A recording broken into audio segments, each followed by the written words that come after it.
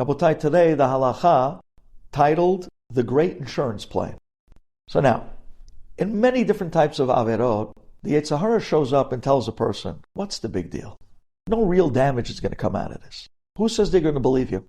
Who says? They know the guy. You're just saying it out of conversation. You're saying it to be cute. You're saying it just to get a little attention. But there's no real damage that's going to come out of him, or out of the words you're about to say about him. But the truth is, la halacha, even if a person speaks Lashon Hara and his listeners do not believe what he said, and in truth no harm came to the person that he spoke about, nonetheless still he committed an avera of Lashon Hara ben Adam lamakom. Between him and God, an avera was still committed. And he's going to need to do teshuvah on this. And this is even if they didn't believe it. Still avera. Do teshuvah. What's the teshuvah on that type of Lashon Hara? Well, like every avera ben Adam lamakom, first you regret what you said. And then you have to confess what you did wrong and what you said. And then Kabbalah Latid. You have to take upon yourself never to repeat it again in the future. Now, what happens if the people you were talking to, what happens if the listeners did believe the Lashon Hara that you said? Now already, the person that you spoke about is looking bad. They actually accepted the Lashon Hara. In the eyes of the listeners, they're never going to look at this guy the same. There's a much bigger teshuvah that needs to be done. The speaker has to go and ask forgiveness from the victim. It's not easy, but it has to be done. Has to go in front of the guy and say, listen, I feel terrible. I slipped. I said something about you I shouldn't have said. And we're hoping that the person will forgive you quickly and easily. And after that forgiveness, then he has to still do teshuvah on the avera, which is between him and God. Ben Adam lamakom. And there he has to do teshuvah, regretting what he did, confessing what he did, and the Kabbalah Latid to take upon himself, I'm never going to repeat and speak Lashon Hara again. And this is amazing. Here again we see how dangerous the speaking of Lashon Hara really is. Where if a person regularly speaks Lashon Hara, it's almost impossible to do teshuvah.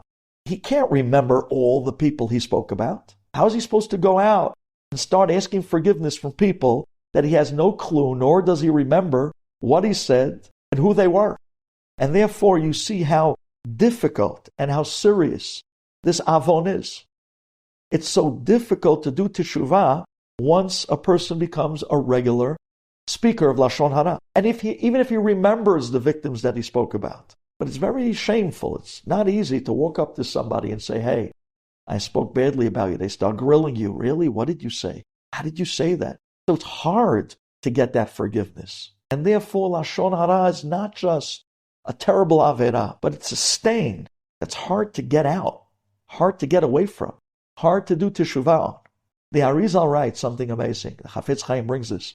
He says, if a person wants a great sigula, if you want a great insurance plan, a guarantee that no one will speak against you badly in any way, refrain from speaking Lashon Hara about people. You'll realize that when you don't speak bad about others, people start to love you. They trust you more. They confide in you with their secrets, knowing that this is a person that's very careful with their words and they don't say what they shouldn't. And not just that, they don't speak against you either. Midah keneged midah. Thank you for listening. Now, gentlemen, there's nothing more frustrating than when you come to someone and you ask him to do you a favor. And you know the guy can do you the favor, and he turns you down. It's so frustrating because you know he can do it. And at the same time, you also know that if he would ask you for the same favor and you'd be able to do it, you would do it. You're the type of person that does favors for people. And you never ask anybody for anything. And you ask one time, one guy, for a favor you know he can do, and he doesn't come through. It's so frustrating. It's so difficult to hold that in and not to want to go out and broadcast and tell people, you see this guy? What do I ask for? Nothing. I was there for him so many times in life. I come in and I ask him one thing. And does he come through? No. Says the halach, you're not allowed to degrade a person who refused to do someone a favor. Those are character faults, ben adam lachavero, that you're not allowed to tell over to other people. Absolute Lashon Hara. Now guys, this was talking even if the guy who was asked to do a favor was doing a favor for someone else, and you eyewitness, you saw that someone asked this guy for a favor, he was able to do it, and he still decided not to do it. And still, you're not allowed to tell over to other people that this guy did not come through and did not do a favor for other people. Amazing. However, if we're talking here about you yourself, where you yourself was asked, you yourself asked this guy for a favor, and you know he can do it for you, and you're always there for him, and he didn't come through for you, and he told you no. If you're going to go now and tell other people that this guy didn't do you the favor, not only is it Lashon Hara, but it's also a second Avera. It's also revenge. And therefore, no matter if the guy was able to do it for you or not, you're not allowed to tell anybody else that he did not do the favor.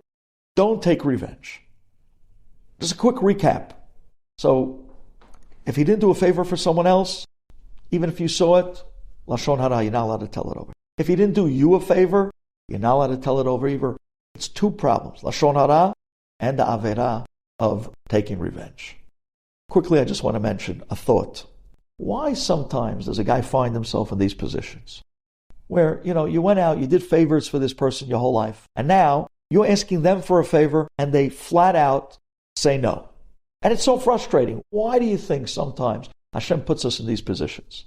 Maybe just for a thought. How many times do we come to Hashem and we ask Him to do us a favor in an area that we ourselves weren't really so good in? Hashem, please be Rahum. Please be Chanun. Hashem says, wait one second, you're asking me to be Rahum Chanun? Are you Rahum and Chanun? Oh, so you're asking me to do you a favor on something that you don't really deserve. On something that when it came time for you to do that favor to others, you didn't come through. So sometimes He puts us in this position. And He has us ask favor to people, and we get flat out, straight out, put down. Hashem says, remember, how are you going to react? Realize.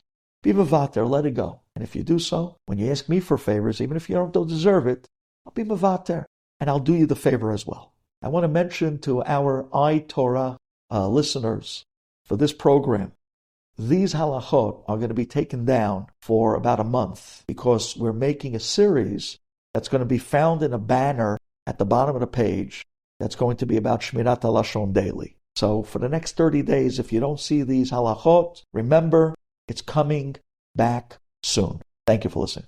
The name of today's halachot is character assassination. And the halachot goes like this. I'd like to give another definition. Let's define perception. Human perception. Human perception is how people perceive a certain person in a certain way. And although the person might be something completely different, but in the eyes of the people, they understand that this is him. Your perception is what makes the understanding of that person. And therefore, I think you understand very well, the halakha states that to disgrace a person for his lack of intelligence, or to disgrace a person for his lack of strength, or maybe his lack of wealth, is absolutely Lashon Hara and forbidden. You are insulting his character, and in a way, it's a certain character assassination that makes people look at this guy in a very not good way. Absolute Lashon Hara. Now, if a person speaks about the lackings of other people, they disgrace his intelligence, his strength, his wealth, but then they exaggerate on top of that, or they say something that's not completely true, so not only are they over Lashon Hara, they're actually over something even worse. They're over on Motzi Shemra. They're a spreader of false rumors. And that's an even bigger Aveda. That's an even bigger sin.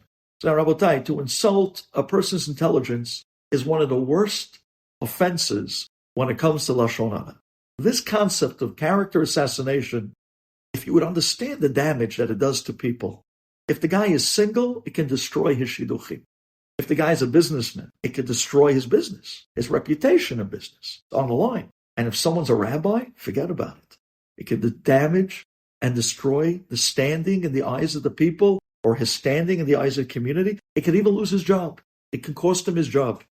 On this note, specifically when it comes to Rabbanim, which is very prevalent, to insult a rabbi's intelligence, or to insult the shiurim, or to insult his integrity, is something that literally is an insult on the Torah itself. Not only on the rabbi, but what he represents. And by insulting him, his integrity, or his shiurim, or whatever it may be, It's a desecration to the actual Torah HaKadosha. I thought to myself, why do you get up when a Talmid Chacham, a rabbi, comes into the room? It's because the Gemara tells us that this Talmid Chacham is encapsulated with the Torah HaKadosha inside of him. He's a walking Sefer Torah. And just like when a Torah comes into the room, you stand up. When the rabbi, who's a walking Sefer Torah, comes into the room, you stand up as well. And if that's the case, how careful are we when we take the Sefer Torah out from the Hechal? How careful are we that the person that's holding it is holding and supporting the Torah well, that it should never fall, chas v'shalom? The same way we're so careful about holding the Torah itself, making sure it should never fall, is the same way we're obligated to hold up and support our Talmidei Chachamim and make sure that they never fall in the eyes of other people. Thank you for listening. Today's halachot titled Diffusing Arguments. Now, we've already discussed in the past that to disgrace somebody for their personality faults is even worse than to disgrace them for their actions. Amazing. And by the way, people tend to believe that Lashon Hara more than even the Lashon Hara of actions. However, there's actually a time that you're allowed to talk about somebody's personality faults. And not only that, it's even a mitzvah to do so. Could you imagine? It's a mitzvah to go and talk about somebody else's personality faults. And when is that time? When you're coming to diffuse an argument. When you're coming to bring shalom between people.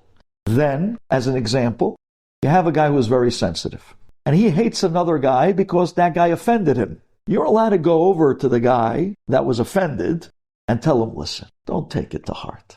You know, sometimes this guy kids around. Or you know, sometimes this guy acts a little foolish. Come on. He didn't mean it. It wasn't that there was any hurtful intent. Or maybe you could tell the guy, he has a very coarse way of speaking. But he speaks like that to everybody. That's just the way he speaks. But he didn't mean it to hurt you in any way. He didn't mean it with a harmful intent. You see, then already you're actually highlighting personality faults, but it was meant to diffuse an argument. Then you're allowed to do so. Matter of fact, it's a mitzvah to do so, to bring shalom back between two people. Amazing. So just for clarity, you can speak about personality faults as long as it diffuses an argument and brings shalom. Now, if people consider that a certain person is considered Talmid Chacham, you're not allowed to go and say, you know, the guy that you think is Talmid Chacham, he really doesn't know that much. Number one, that will embarrass him. And also, that really hurts his standing in the community and amongst people. However, if the community is actually considering hiring a rabbi, and they're looking into different candidates, and they're looking into one guy that they're actually leaning towards, and you know that they're kind of under a false impression, let's just say, thinking that he's a much bigger Torah scholar than he really is, then you're actually allowed to go and tell them, hey, I know you're looking into this person as the next rabbi of the shul. I just want to let you know you might be under a false impression of his Torah knowledge. He might not be as qualified as you think. Now, clearly this goes with those famous conditions. You're not allowed to exaggerate, and you have to know the information firsthand, and you cannot be an enemy of the person, and you cannot have any other ulterior motive other than the to'elet. But considering that you have those conditions in place, you're allowed to give them a heads up that they're under a false impression. I just want to end off with a thought. It's amazing to me. Lashon Hara is so serious, and Borei Olam is so makbid on Lashon Hara. And yet, when it came to diffusing an argument between two Jews, Hashem was willing to even allow you to highlight someone's personality fault just to bring back the shalom between two Jews. I think that Ein Raya Gedola Mizu, how big the concept of shalom between two Jews in the eyes of Hashem. Like the famous words of the Chatam Sofer, Hasam Givulech Shalom.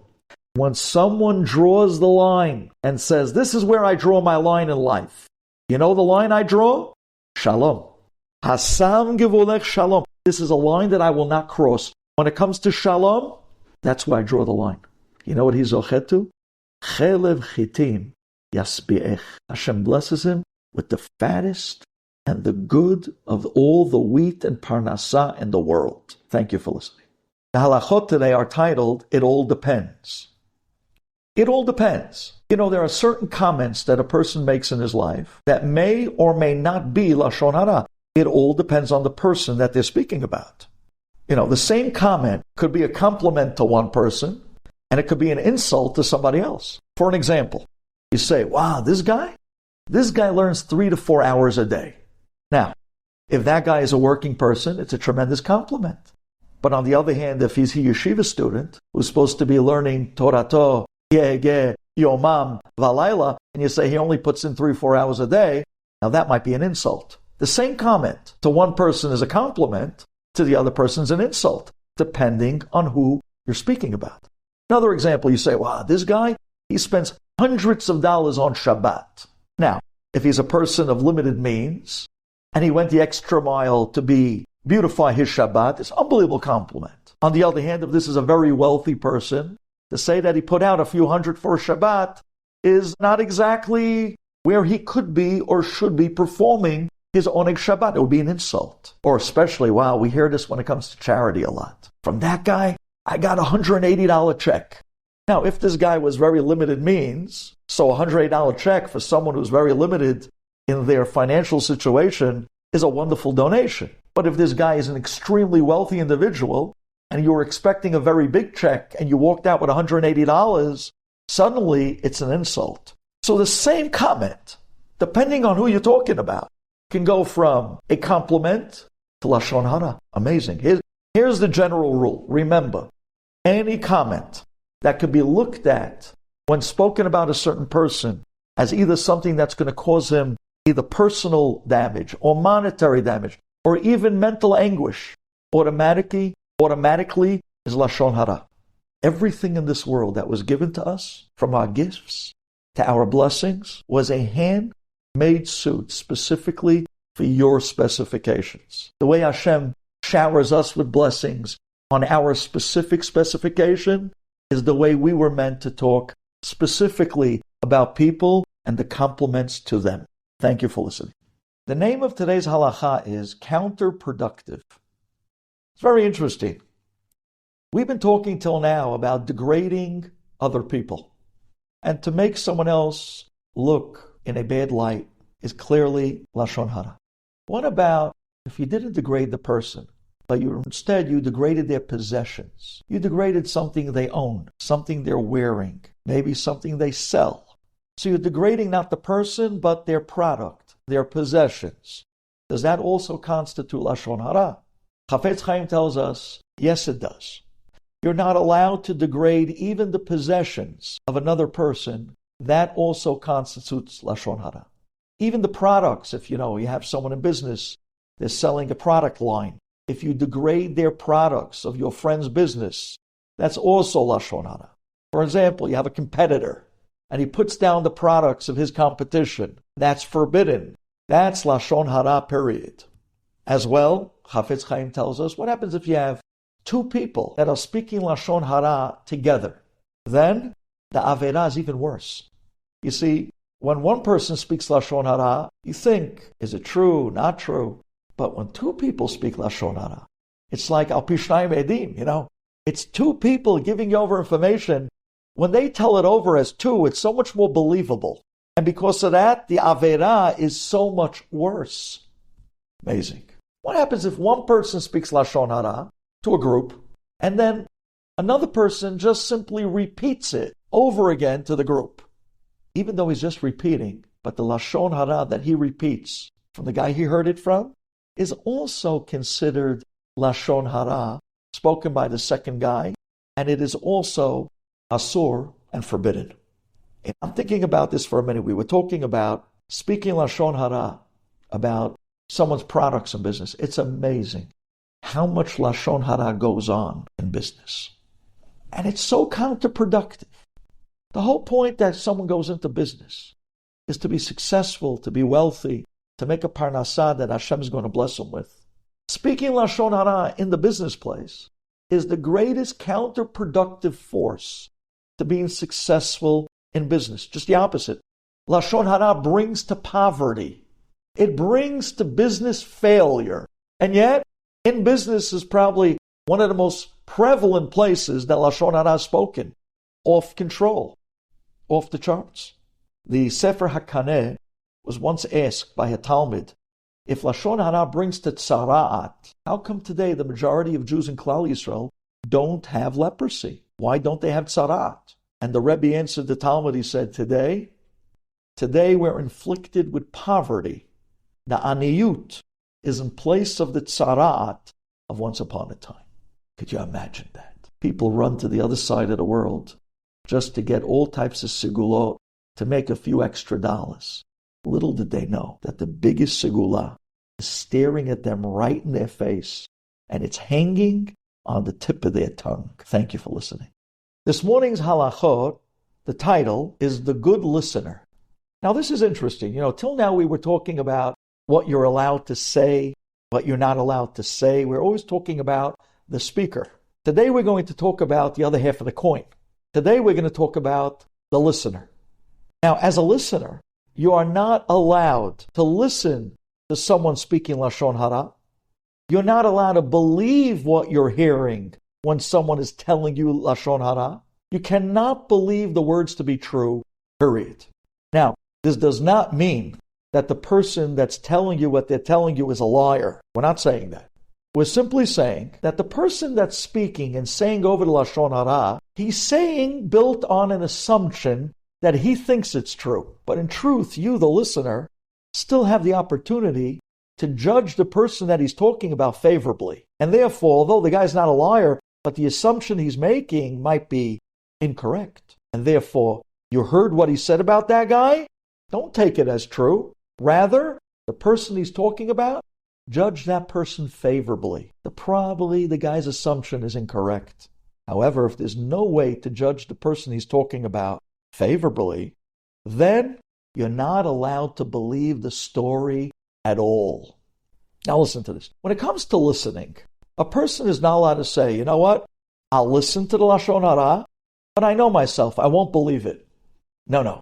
You're not allowed to listen to it, period. Even if you're coming with the mindset that I'm going to listen but not believe, that still is not enough of a heter to actually listen to the Lashon Hara. And therefore, you're not allowed to listen to it at all. However, if you hear that someone is starting to speak Lashon Hara about someone that's relevant to you, meaning you're about to do a shidduch with this person, you're about to go as a business partner in business with this person or do business with this person. So there's something relevant about the person that this guy just began speaking Lashon Hara about. Then already you're allowed to listen, but only to protect yourself. Because he's talking about someone that you're about to enter dealings with. But you're not allowed to believe what you're hearing is true, but you may listen on the defense, just to protect yourself, telling yourself, I don't believe one word of it, but it's important for me to at least hear maybe there's something here that will protect me from the dealings I'm about to enter with this person. Just for a moment, I want to finish and tell you how great of a role the listener plays. As a speaker, someone who gives classes, you have no idea how important the role of the listeners in the room when you're speaking. I remember in the days when we used to give the classes on radio, I was sitting there in a room with a set of headphones on my ear, and I was standing in front of a wall in a small little studio talking to nobody. There was no one to project to. There was no one to pick up the vibes on what you were speaking. I remember years ago, we invited one of my favorites, Rabbi Pesach Kron, Shem Shegivim Arichut Yamim Mishanim. We invited him here to the shul to speak once, and he was speaking to our Bet Knesset. And at the end of the speech, he came up to me and he told me something I'll never forget. He said to me, Rabbi Duvi, thank you. And I thought he was talking about inviting him. And then he said, Rabbi Duvi, thank you. You're a great listener. When I was speaking, I was able to kind of zero in on your face in the crowd. I felt I had someone really soaking in and taking the information. He walked up to me after the class and said, you made it easier for me to speak because I had a great listener. I thought to myself when it came to this halacha, look at that. Chafetz Chaim's right. I mean, of course he's right. The listener plays a big role in the speaker. It actually invites the speaker to speak and to speak maybe even more. And therefore, as much as it's terrible to speak Lashon Hara, It's terrible to give the speaker a listening ear to listen to the Lashon Hara as well. Remember, you can't have a bank robber without someone in the getaway car. Thank you for listening. Today's halachot is titled The Mugger. So we were talking about the halachot that are referring to the person who's listening to Lashon Hara. There are 2 points that the moment the person starts listening to Lashon Hara, he has to stop and he has to think about. The first one is relevance, and the second one is influence. That's our guide. Relevance and influence. So now, a person walks up to you, and they start talking to you Lashon Hara. You stop them, and you begin to ask them 2 questions. Before you go on, wait 1 second. Before you go on, does this information you're about to tell me now have any relevance to me? And second, the information you're about to tell me now, is it anyone that I can influence and change them to be able to do the right thing? If the answer is yes, then you can go on, and I'll listen. You're not allowed to believe it, what you're about to hear to be true, but you're allowed to listen. Why? Because it might be relevant to you, the listener. Or you, the listener, might be listening to something about someone that you can do something about. You have influence on that person. You can change them for the better. There's a great to'elet. Example, if they're coming and talking to you about a random guy that you know who he is, but you have no connection to, so you can't change him for the better, and at the same time, there's no relevance to you because you have no connection to that person, then straight away, if there's no practical benefit, you're not allowed to listen at all. But if they're talking to you about your business partner, or your best friend, or your wife, or a family member, now here there's relevance. That's relevant to you. They're talking to you about your business partner. They're talking to you about someone that was just brought to you for a shidduch. That's relevant to you. You're allowed to listen, but you're not allowed to believe anything to be true. You can listen to simply protect yourself. Or maybe it's relevant to you because the person's a family member, so you have influence on them. And if you hear what they told you, you can go and try to admonish and change the person for the better. Then you're allowed to listen. No relevance, no influence, you're not allowed to listen at all. Now, it's interesting when the speaker who starts telling you this Lashon Hara is being faced with these type of questions, you can be sure that he's going to be very discouraged ever to speak Lashon Hara again, definitely not to you. And that in itself is an incredible to'elet. Now, let's speak out another point. What if you know that the speaker is about to say Lashon Hara, he's about to tell a story about someone you know, and you know you'll be able to disprove that story. So it might not be relevant per se to you. It might not be someone you have influence on, but you know the guy and you know the person's a good person, and you'd be able to disprove the story to be true. So like this, the people listening won't buy the Lashon Hara that this guy's about to tell. Or maybe you're good at kind of showing the right way to judge people favorably, even in situations that might look bad. So you're going to stick around and listen to the guy's story because you're going to show everyone who's listening how that they should judge favorably the person in the story and not take it as Lashon Hara. In those instances, not only should you listen, but it's a mitzvah to stand there, listen to the story, and disprove it. Or it's a mitzvah to stand there, listen to the story, and then show everyone who also listened how they should judge the person favorably and how what you see in this world is not always what you get. Think of it for a minute. It's like jumping into rough waters because you see someone's drowning and you're jumping in for the sake of saving them. Save the person that's being spoken about. It's like seeing a good friend walking down a dark alley. I like this mashal better. He's walking down a dark alley and he's about to get mugged. You run down the alley and you save him from the mugger. That's when you stick around and listen to what's about to be spoken about someone for the sake of disproving it or judging favorably, saving them. Save them. And the last point, if someone already listened to Lashon Hara, you are in a conversation with somebody and you already listened, there's a way to correct the sin. And that is catch yourself and ask yourself, wait, let me try to judge this guy favorably. Let me spin this guy's words, the Lashon Hara, back to a judging favorably the person, showing myself and everyone else and even the speaker that there's still a way to judge this person favorably. And by doing that, you've undone the sin of listening to Shmirat HaLashon. But if you're in front of somebody that you know, no matter how much you're going to judge the person favorably, they're still not going to let you go. They're not going to let you vindicate the person that they're talking about. Wait till he leaves. And then turn to everybody in the group and say, listen, I know the story seems to be pretty bad. But you know what? Maybe. And you start judging them favorably. So quick recap. When you're listening to Lashon, when you're about to listen to Lashon Hara, you ask two questions. Is this relevant? And can I admonish this person and have influence to turn him to good? Second point, when you hear someone speaking Lashon Hara, if you can disprove the story or judge him favorably, it's a mitzvah to listen. And the third point, if you already listened to Lashon Hara, you can undo the sin by turning it and judging the person favorably nonetheless. Remember, when your brother is walking down that dark alley and he's about to be mugged by this speaker, jump in there and save him verbally. Thank you for listening. Gentlemen, today the halacha is titled Bad Circles. Now, when a person finds himself in a group of people, and this group, they're deep into the speaking of Lashon Hara. They're really ripping it one after the next. They're going through people like you go through disposable cups. One after the next. They're ripping through Lashon Hara. You know that if you're to try to rebuke them, it's going to be futile. It's not going to get you anywhere. These people are totally into the ripping of other people. And therefore, the only thing you can do is leave the group. Get up and leave their company. Now, it's not always possible to get up and leave. Sometimes it could be a family table. It could be a Shabbat table, chas v'shalom. If you cannot get up and leave because either you're too embarrassed, so then plug your ears.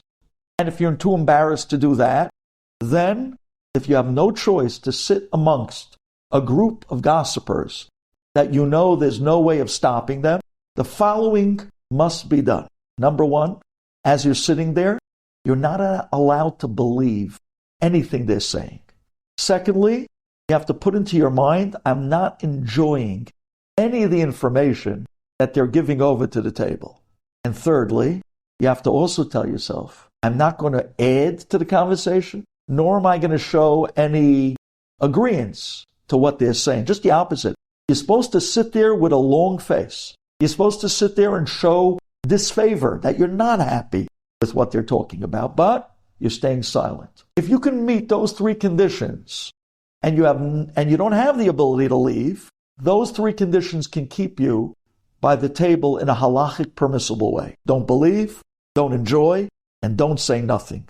Just the opposite, show disfavor. Now, if somebody joins a group of people intentionally with the specific intent in order to hear the latest, in order to hear Lashon Hara, in order to jump in on the gossip, he knows that this group, they got the goods on everybody. He knows that this group, you can pick up the dirt on the entire community.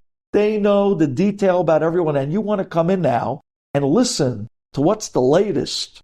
So the intention of coming to this group was for the sake of enjoying their Lashon Hara. That Avera is even worse than Lashon Hara. You see, because here already, the person is looked at by Hashem as a Rasha. Says the Chafetz Chaim, this guy, he came intentionally just to hear the group's Lashon Hara. He's now considered a Baal Lashon Hara. And even though he's not talking, and he's not adding, he's just coming to listen. Yeah, but you're aiding and abetting to a terrible crime. It's amazing, the Midrash tells us, Hashem says, I can and I will save you from all misfortune in this world, on condition that you silence the Satan, that he can't speak. How? By you not speaking against others, by you not speaking Lashon Hara. And therefore, if somebody goes and speaks Lashon Hara, he actually is inviting the Satan to speak against him. And Hashem says at that moment, oh boy, how can I save you? Could you imagine somebody that actually enters a group just for the sake of Lashon Hara? Not only is he looking for the sins, but look how he's losing the greatest blessing, Borei Olam, who's willing to give him all fortune. And now Hashem says, you invited on the Lashon Hara, you invited on yourself the Satan, chas v'shalom. Thank you for listening. Today's halacha is titled judgmental. Now we know that you're not allowed to listen to Lashon Hara, and it is a terrible sin. But you're not even allowed to listen to someone else judging another person unfavorably. Now, if you do listen and accept the unfavorable judgment that someone else is judging another Jew unfavorably, not only do you transgress by listening to Lashon Hara, you also get the Avera of the mitzvah commandment of judging your fellow righteously, even just by listening. And therefore, be very careful. If a person is God-fearing, it's even worse. If the person that they're judging unfavorably is a God-fearing and righteous person, that person has even more of a reason to demand from you a favorable judgment. The Avera is much worse if you listen to an unfavorable judgment of someone, a rabbi or a righteous person. Forget about your own Rabbi, that's the worst. There's a much bigger ta'ana then. This is very common when someone, chas v'shalom, would lose a court case in Bedin. So after he loses the case, he's upset and he walks out of the Bedin and he starts judging the dayanim or the rabbis unfavorably, accusing them. They probably like the guy or they know the guy. Or maybe he paid them off. He starts making all types of unfavorable accusations. Calm the guy down. Calm him down. Tell him, listen, reason with him. Maybe the Bedin, they judged the way they did because they had reasons. And you start telling him the reasons and try to show him that there's no reason but to judge the rabbis and the dayanim favorably and their judgment. One of the biggest pitfalls when it comes to not judging another Jew favorably is that you become a judgmental person. And this is the worst. Those people live miserable lives. Everyone around them is guilty till proven innocent. Everyone around them is something wrong, and they know how, and they know why, and they're judging their lives from beginning to end. What they don't realize is that sometimes when Hashem wants to judge you, He sends you the nisayon, the test of seeing how you're going to judge other people. And exactly the way you judged others is the way Hashem judges you. Thank you for listening. Today's halachot titled Verifying the Matter. Now, whatever is not allowed to be spoken is not allowed to be believed. Whatever information you're not allowed to speak is the information that you're never allowed to believe when spoken. For an example, let's say somebody writes down Lashon Hara. So we know, not only if you speak Lashon Hara, you're not allowed to speak it, and you're not allowed to believe it. But even written Lashon Hara, you're not allowed to write down Lashon Hara and show it to them in a written word. So too, if you read written Lashon Hara, you're not allowed to believe it either. Again, whatever is not allowed to be spoken or written is not allowed to be believed either. Now, even though it's forbidden to believe Lashon Hara, it's still permitted to be able to verify the matter and to make sure that you're going to protect yourself from getting hurt or damaged if what the person is telling you might pertain to you. For instance, I'll give you an example. One neighbor comes to another neighbor. He says, listen, you know that our neighbor, Mr. So-and-so, he showed everybody his construction plans, and we all agreed to sign off to allow him to do it. I found out that the construction plans he showed us weren't the real ones. He's planning, once we sign off, to take the construction and triple it, something we never agreed to. So now, this is Lashon Hara. And you're not allowed to believe what you just heard either. But you're allowed to step in and verify, because this might cause damage to you. This might be detrimental to you. So you could step in, verify, and just make sure that you're protected from whatever you just heard. Now, once we're talking about construction plans, I just want to let you know an amazing midrash that states, could you imagine, when the Bet HaMikdash Shalishi comes down, there isn't going to be an appeal. Could you imagine if someone came to you and said, we're making an appeal to collect money for the Bet HaMikdash? I mean, anybody would pour out everything they got just to be able to sponsor as many bricks of the coming Bet HaMikdash when Mashiach comes. But in truth, the sponsorship of the bricks of the Bet HaMikdash to come is not through money. There's no money, there's no sponsorships, there's only one way to really cause and earn the building of this coming third Bet HaMikdash. And that is By not speaking Lashon Hara, you get a sponsorship. By not believing Lashon Hara, they give you a bigger brick.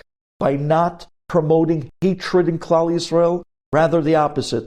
Promoting shalom between Jews, you get even more of a chelik of the sponsorship of this Bayit Shalishi. When Mashiach comes, it's going to be known.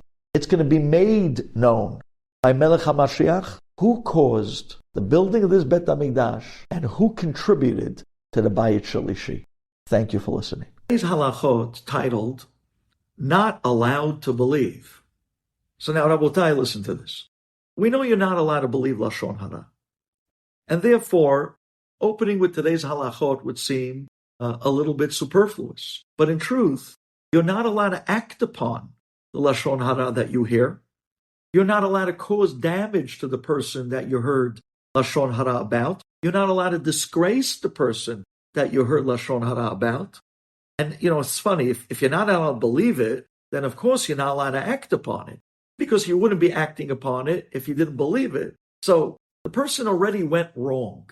He heard Lashon Hara and he believed it, and now he caught himself. That's the guy that today's halachot are zeroing in on. You believed the Lashon Hara when you weren't allowed to. So now, stop the bleeding. Because if you're going to act upon it, you're going to get another avera of Lashon Hara. If you're going to disgrace the person that you heard Lashon Hara about, you're going to get another avera of Lashon Hara. So if you did hear Lashon Hara about someone, you're not allowed to act upon it. You're not allowed to hate the person for it. You're not allowed to disgrace the person, let alone you're not allowed to even believe what you heard in the first place. Now, what happens if you heard Lashon Hara about a person, and now the guy goes and he wants to neglect obligations that he has to that person because of the Lashon Hara he heard?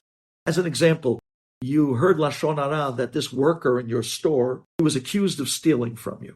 Now you have no proof. You don't know if it's true. So you're not allowed to believe it. And because you're not allowed to believe it, you cannot act upon it. So this guy was accused of stealing from your store. You're not allowed to hold his salary back, saying, hey, this guy might have stolen from me. Until it's proven true, you're not allowed to believe it. You're not allowed to act upon it. You're not allowed to forego or neglect your obligations to that person. Very common if somebody's collecting tzedakah. He's going from shul to shul, and someone tells you see that guy? He's a fake. You don't know if it's true or not. You're not allowed to believe it. Now, this guy's going to say, my gosh, maybe the guy's a fake. So now he's no longer going to give tzedakah. He's going to hold back from giving tzedakah to this guy because maybe he's a fake. You're not allowed to hold back from giving tzedakah to someone who is accused of being a faker. If you don't know it's true, you're not allowed to believe it. Now you're going to say, wait 1 second, Rabbi, you already taught us in the past that if you hear Lashon Hara about somebody and it's pertaining to you and it actually can affect you, you're allowed to protect yourself. You're allowed to protect yourself. And if that's the case, this guy might be a fake, the guy that's collecting tzedakah. So let me protect myself and not give. The only time you're allowed to protect yourself when you hear Lashon Hara about somebody is only when it comes to things that you're not already obligated in. But over here, you're obligated to give tzedakah. When the guy comes and puts his hand out to you, you have a chiyuv from the Torah to give tzedakah. Why are you not doing that chiyuv? Why are you holding back that obligation from tzedakah? Because of hearsay? Because someone accused this guy of being a fake and you don't have any proof to it and not knowing it's true? No, there you're not allowed to hold back, saying I'm protecting myself to absolve yourself from the obligation of a mitzvah. And therefore, someone's collecting, someone accuses the guy of being a phony. If you were going to give him anyways, you cannot withhold. You have to do your obligation of tzedakah and give him the money unless it's proven true. Now, what's the teshuvah? The tshuva, what is the teshuvah of doing on someone who accepted Lashon Hara already? Now, depends. Did the guy repeat it to other people? If he did not repeat it, he just heard Lashon Hara and he accepted it and believed it, but he didn't repeat it to anyone else. Then he has to say in his heart, I no longer believe the story I heard. He has to pull it out from himself. I no longer believe the story I heard. I'm never again going to fall into this mistake of accepting Lashon Hara from anybody. And he has to confess in front of Hashem that he did an Averah by accepting it in the first place. Now, what happens if he did repeat it to other people? So he heard the Lashon Hara, and he repeated it over to others as well. Ooh, he has no teshuvah, listen to this, until he does another two things, besides what we just mentioned. Besides confessing, and besides Kabbalah la'atid, never to do it again in the future, and besides pulling the story out from his heart and saying, I don't believe it anymore, he has to do another two things. If he repeated it to others, he has to go to the person that the story was about, and he has to appease that person. He has to be maphayis, that person. And he also has to go to the people he repeated it to and convince them that what he told them over was not true. And only then could he get teshuvah. Now, Rabbi, I want to tell you something. We've been talking about how terrible Lashon Hara is. We've been talking about how difficult it is for a person to be zochet to sigulot, biracha, shefa, as long as he's still listening and talking and giving over Lashon Hara. But to get rid of it, if all you did was hear it, it's not so difficult to get rid of it. If you said it over to others, that's a little bit more tricky. But if you heard Lashon Hara, walk away from the conversation and say, Abba, I made a mistake. I should never have listened. I listened to one of your kids. How did I do that? Please forgive me. What I did was wrong. I don't believe it, and I'll never do it again. And it's at that moment that Hashem says to you, my friend, you just walked away from bad words that was talked about my children, and you felt terrible about it. You'll never listen to that again. Hashem says, I'm never going to listen to anything bad about you again. The Makatrim come to Borei Olam Shamayim. Hey, this guy, you know what he just did? Borei Olam said, wait. This guy just resolved that he's never listening to the bad about other people, about my other children. I'm never going to listen to the bad about him as well. Thank you for listening. Today's class and the halachot are titled Right in Front of Him. So let's take this from the top. You would think that if a person gets up in front of a large audience and speaks Lashon Hara berabim, in front of a lot of people, it's probably true. Because who would chance that? Who would actually go and get up in front of a very large audience of people and say something that he knows that his reputation is on the line, because if it's not true, easily he'll be disproven and he'll look bad. So if he got up in front of a large audience and said that, it must be true. But yet the halacha is not like that. Halachically, even if someone says Lashon Hara in front of a large audience, still you're not allowed to believe the information to be true. What do you mean? Who would do that? The guy would never chance it. He wouldn't put his reputation on the line. Makes no difference. Lashon Hara is Lashon Hara, and you're not allowed to believe the information, period. What about if someone tells you Lashon Hara about a certain person right in front of the guy? He's saying Lashon Hara right in front of the guy himself. Must be true. Because, otherwise, who would chance it? Who would actually say it in front of the person himself if he didn't know 100% was true? And yet the halacha still tells us, even if he spoke Lashon Hara in front of the guy himself, still, you're not allowed to believe the information. Let alone if the guy says Lashon Hara about someone, and then he steps up and says, I'm telling you it's true. Even if the guy himself was standing here right now, I would say it in front of his face. Definitely, you cannot believe the information without any question. Now, Rabbi, I want to tell you something of a chidush. You ready for the chidush for today? Even if he says Lashon Hara in front of the guy himself, and the guy's standing there, and right in front of his face he says Lashon Hara, and the guy he spoke about stays quiet, and he doesn't even object. He just stays quiet. Even then, the halacha states, shtika is not kehoda'ah, and you're not allowed to believe the information to be true at all. Wow. What's the pshat? How do you even explain that? You want to hear something wild? This story happened with me. I was there once where a guy got up in front of a chabura circle of guys. He said some Lashon Hara about a certain guy who was standing right there with us. And the guy stayed quiet and didn't say a word. And everyone looked at the guy. And the guy turned a little embarrassed, but he didn't say a word. And everybody assumed the information must have been true. Because I know this guy. This guy, when he's put into that type of a position, he's the type of guy on the slightest uncomfortable word. He's the type that would actually never stay quiet. He would jump up and scream, what are you talking about? He didn't say a word. And still the halacha is, even though he's the type of person that would fight it, and now he stays quiet. You're not allowed to believe the information to be true in any which way. What's the pshat? Why? So I walked up to the guy afterwards and I found out. I asked him, I said to him, why didn't you say anything? Why didn't you fight back? And listen to what he says to me. He says to me, I'll be honest with you. I was going to yell at the guy and rip him to pieces. But right now I'm going through a tzara. And I said, maybe this is the moment that if I stay quiet and I'm mevater and I don't answer back, maybe this will be the zechut for me, that Hashem will be mevater. And he'll see that I'm the person that was the one that was embarrassed and didn't answer. Maybe that will give me a zechut to be saved. You don't know what's going on by the other person. Even in his silence, it might be the biggest statement. At the end of the day, you're never allowed to believe Lashon Hara information to be true. Thank you for listening. Today's halachot, titled The Ears, as in your ears, the ears. Now, we're living in such a world of darkness that they have the saying, seeing is believing. In the times we're living in and in the world of darkness and galut, seeing is not believing.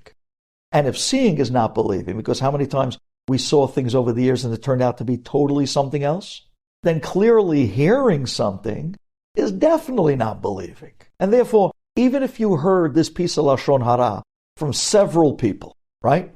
Several people have come along and said over the same Lashon Hara again and again to you. So if you heard this already to so many different people, nonetheless, it is forbidden to believe the Lashon Hara you heard.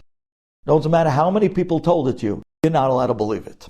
Now, to protect yourself, if so many people are saying over the same Lashon Hara, you can suspect that maybe there's something to this to protect yourself. But to believe it as true, never. Lashon Hara, forbidden, period. Obviously, when it comes then to rumors that are spreading around and running all over the place about a certain person who did something wrong or said something wrong, you're definitely not allowed to believe it. You can suspect that maybe there's something to it in order to guard yourself, of course. But until it's clarified, you're not allowed to believe any rumors ever at all. Chazal tell us that Lashon Hara begins in the ears. And after you heard it, if you believe it, it spreads then to your heart. It's amazing. That's why Chazal tell us, Chafzez Chafetz Chaim, that the ears are the first ones to be punished in Gehenna. So I'd like to spin this on the positive side of things. If listening to Lashon Hara is what makes the ears the first one in Gehenna to be punished, then if you close your ears and not listen to Lashon Hara, if you're amongst people that are talking Lashon Hara, even several people, and you walk away from that group of gossipers, and you close your ears or end the conversation, or use that great line that I see people do, oh my gosh, sorry, my Lashon Hara hour just started. Sorry, speak to you later. At that point, when you protected your ears and you bailed out from Lashon Hara position, and instead you did not listen to Lashon Hara, you can guarantee that your ears will be blessed first in Gan Eden. It will be blessed first in Olam Haba. How? I don't know. Maybe you'll hear a great judgment in Shamayim about you. I really don't know. I'll leave that up to Borei Olam to show us the blessings in the next world. Thank you for listening. The halachot today are titled Rumors Without Cause. So now, when a person has many enemies, when you hear Lashon Hara about that person, you obviously understand that it's possible, due to the fact that he has many enemies, there is a reason where maybe someone might have made up something about him that's not true. What happens if you heard a rumor about someone that's circulating in the city for a few days, maybe a day and a half, and the rumor is that this person committed, obviously, something, an act that everyone knows you're not allowed to do. That's forbidden. So now, because in this city, this guy has no enemies, you start to think to yourself, wait one second, if he has no enemies, then could it be that someone actually made up the rumor? If no one hates this guy, why would anybody make up anything? But still, when it comes to halacha, just because this guy doesn't have enemies in the city, if there's a rumor going out about him, it's unclear if that would be enough to be able to believe the rumor. And therefore, in truth, it's better not to believe the rumor. Although, to protect yourself, you can be careful with this person. Now, what happens if a person goes along and speaks Lashon Hara about themselves and others in the same story? So they're telling over Lashon Hara, and they're talking about, let's say, a story that took place to them and others, which is absolute Lashon Hara. So you're allowed to believe him when it comes to the speaker himself, and what he's saying about himself. But you're not allowed to believe him regarding others. So although maybe the story is true because he's saying it about himself, you cannot believe that the other people were involved. It's very interesting when a person disassociates and breaks away from wicked people, what they don't realize is that they're saving themselves from this never-ending river of flowing Lashon Hara constantly that comes from wicked people. And therefore, just to break away from the wicked for this alone is already an incredible upside. Like Chazal tell us, Oy l'rasha, o l'shchena. Because regardless, even if you're working on your own Shmirat HaLashon, but if you're constantly around people that are spewing words of Lashon Hara, it ends up affecting the shachen as well. Thank you for listening. Today's halachot titled Trustworthy. Now, what would be if you would hear Lashon Hara from someone who's really trustworthy? Matter of fact, he's so trustworthy. He's as trustworthy as two witnesses. Someone very chashuv, very prominent. Are you allowed to believe that Lashon Hara? The answer is no. Even someone, if you hear Lashon Hara from someone who's as trustworthy as two witnesses, still it is forbidden to believe the information you heard, the Lashon Hara you heard from that person. Let alone that person, even a chashuv person, should not be speaking Lashon Hara like that in the first place. But if you hear it, you're not allowed to believe it. Now, if someone is trustworthy as two witnesses, a very chashuv person, would speak Lashon Hara for a permitted purpose, for instance, for a constructive purpose, like they would go over to someone's rabbi, and they would tell the rabbi information about the rabbi's congregant, that the rabbi would need to know in order to rebuke the subject that the speaker is talking about. Then the speaker is allowed to tell the rabbi the information in order to rebuke the subject if the speaker saw the information firsthand and there was no way to judge the subject favorably other than the way he saw it. So he can go to the rabbi of the subject now and tell the rabbi, this is what I saw this and this guy do, and there was no way to judge him favorably. And I saw it with my own eyes. Then the rabbi is allowed to believe this person who's trustworthy as two witnesses, to believe the information for the constructive purpose of rebuking this person. It's very interesting that these days, it's not really common that we don't really have amongst us or deal on a regular basis with people who are trustworthy as two witnesses. And therefore these days, any Lashon Hara information you hear, you should never, ever believe. You could be careful with the person. You could protect yourself from the person. But to believe the information as true is absolutely forbidden. Thank you. Have a good day. The name of today's halachot, the title, is Speaking Innocently. Now think of this for a minute. If you're sitting with people and there's someone who really innocently starts slipping back and reminiscing about stuff of their past, especially their childhood, younger years, and they're just, telling over stories of what they remember as growing up, speaking very innocently. And amongst those stories, they start telling over incidents that start to portray certain people in a negative way. Like they say over, and then this person got kicked out of camp, or this person got kicked out of yeshiva. But they're talking not to hurt the person. It's very clear. They're speaking innocently, just reminiscing and thinking back and remembering the old days. Is that considered Lashon Hara, where you're not allowed to listen, nor to accept or believe the information as true or not? In the Gemara, we call this Mesiach Lefi Tumo, which means the person is telling over a story, or they're recounting information, or an incident that portrays someone in a very negative light, but they have no intention to speak bad or to degrade the person or to instigate even. They're just simply telling over, old stories. Nonetheless, although it's debatable in the Gemara if this is Lashon Hara or not to believe, halachically speaking, one is not allowed to listen or to believe any of the information of Lashon Hara that's spoken, even if it's given over and spoken innocently. Even Masiach Lefi Tumo, that information of Lashon Hara you cannot listen, nor can you believe is true. It's very interesting, the Tana, Rabbi Lezer Hagadol, he told his son, don't even sit amongst a group of people that's gossiping. Don't even sit there. Don't even sit amongst a group of people that are slanderers. Because while they speak, their words go up to Shamayim, and they come in front of Kisei HaKavod, and those words are recorded. And the entire group of people sitting there are written down as a group of evildoers. Stay far away, even innocently.